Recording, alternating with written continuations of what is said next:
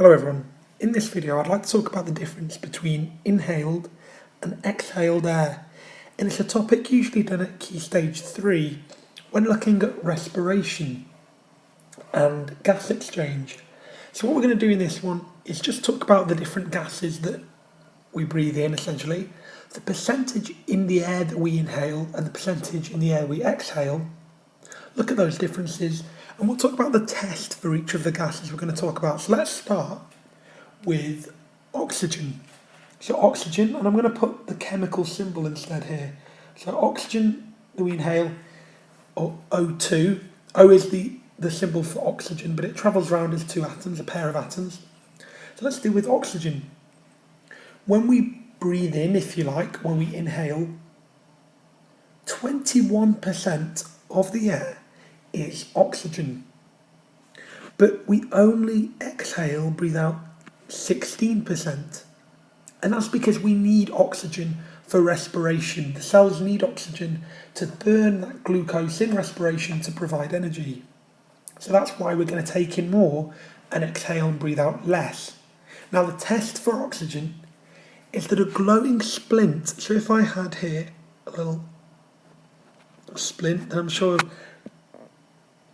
students have used in a lab before when lighting a Bunsen burner, if we have a splint that, and I'm just going to have it with a slight red end, if we take a splint that's glowing in oxygen gas, that splint should relight. So the test for oxygen is a relight, a glowing splint. That's the test for oxygen. Now let's look at carbon dioxide. Now carbon dioxide is written as CO2, and it's a really small percentage of CO2 that we inhale. In the air that we breathe in, it's only 0.04% CO2. Now we're not wanting to breathe in carbon dioxide because it is a waste product, a toxic waste product of respiration. And as we're producing more CO2 when we respire, it means that when we exhale, there's more to get rid of. So we actually have 4% in the air exhaled. Now the test for carbon dioxide is if we had a test tube with, let's say, some lime water, we'll just colour. So let's imagine we've got the test tube here, and we've got some lime water in that tube. In the presence of carbon dioxide, that lime water goes a bit cloudy. So there we have, lime water goes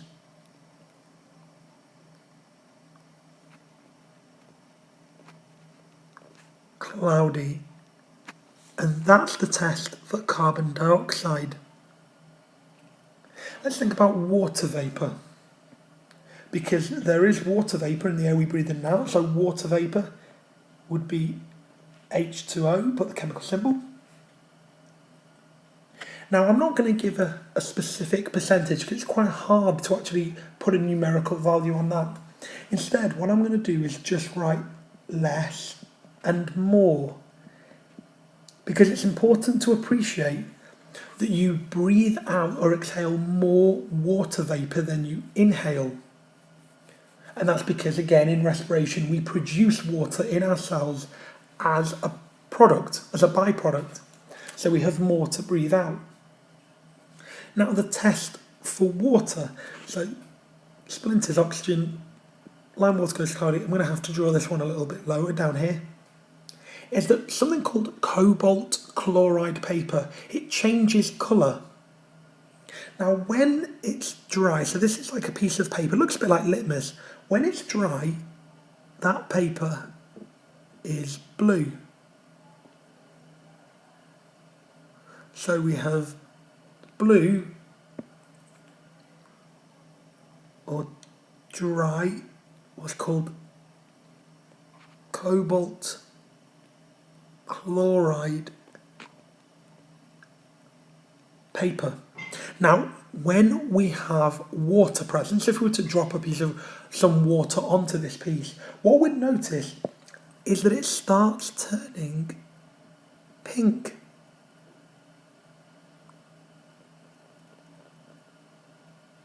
And that's our test for water vapour. This blue dry cobalt chloride paper turns pink, so it changes colour.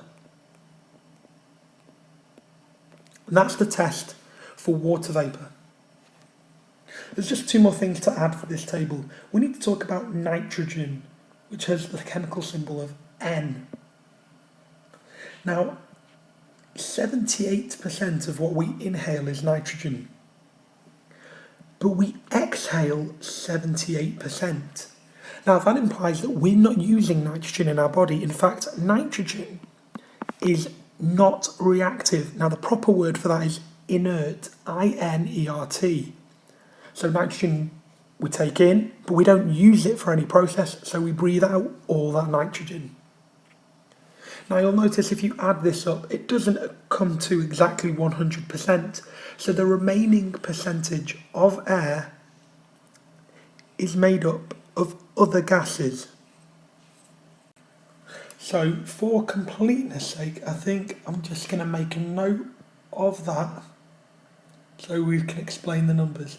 So the remaining percentage of air would just be made up of other gases, ones I've not noted in this table.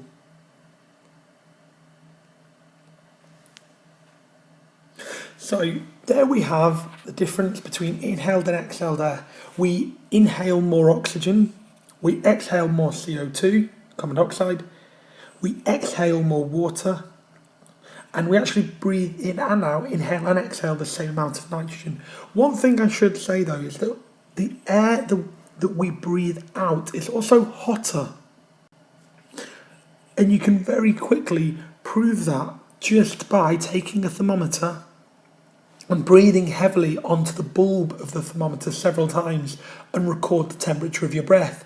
And you should see that the air temperature is actually much lower compared to the breath temperature, because when you respire, as well as producing carbon dioxide and water, you also produce energy, and you produce energy often in the form of heat energy.